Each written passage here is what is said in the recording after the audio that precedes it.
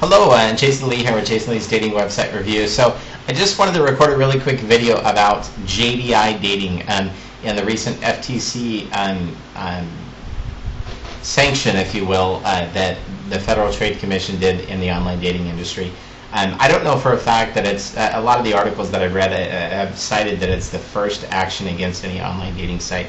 I don't think that's accurate. It could be accurate, but if it is or if it isn't really doesn't matter. I just wanted to share this video because a lot of people will probably just read that headline and they won't really have taken heart to what the actual issue was. And there was a couple of issues. So let's talk about what those were.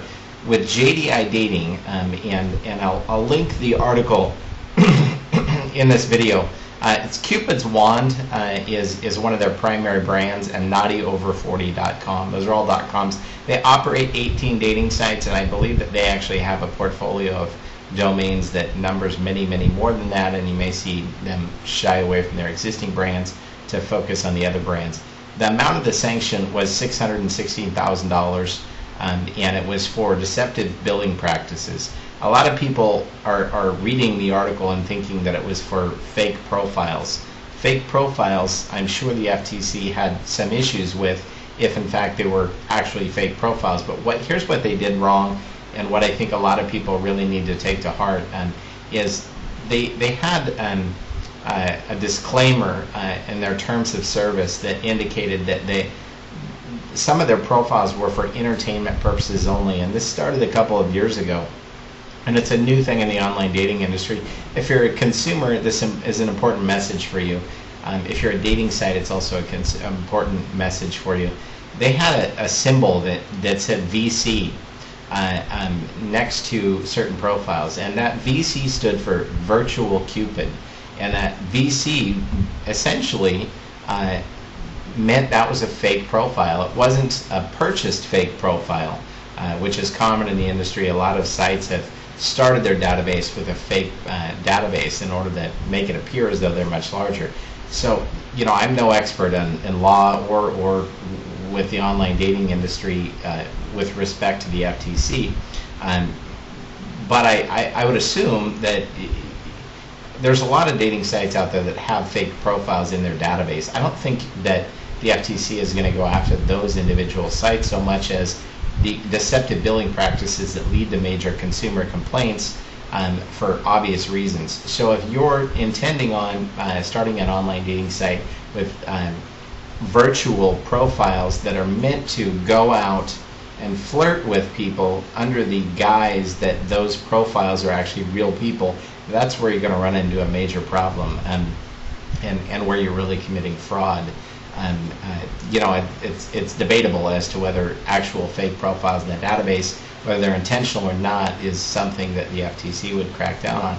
But anyway, I just want to make a really short video, an observation for people that, you know, whether you're a consumer and you're just checking on, maybe you're Googling cupidswand.com or naughtyover40 or JDI dating. If so, maybe you'll run into this video. And do be aware that this company has recently been fined by the FTC and was very, very deceptive. And as a matter of fact, we would not recommend any of their brands as a result of that. I think we need to see a change of ownership before we recommended any of those dating sites, because fundamentally anybody that's luring people and tricking them into joining a dating site thinking they're going to meet somebody real is they have no grasp on the fundamentals of the business and ethics, really. So anyway, but the point of the video is just basically to maybe start a dialogue. You feel free to comment on what your takeaway is from, you know, the FTC decision to sanction this company, and more so just to share with people that the actual issue with JDI dating and Cupid's Wand was that they were creating these VC profiles, and then buried in their terms of service they were disclosing that, and the other third layer was that they made it nearly impossible to cancel. And so and we called out a couple dating sites earlier this year for doing exactly that, ranked the video, and it effectively helped change their terms of service. And so I was pretty proud of ourselves for having done that. But at any rate, just be aware of that. Obviously, if you're an online dating company, don't create entertainment only. It's an online dating site. People think it's an online dating site. If they think it's an online dating site, it's going to be an online dating site as far as regulators go.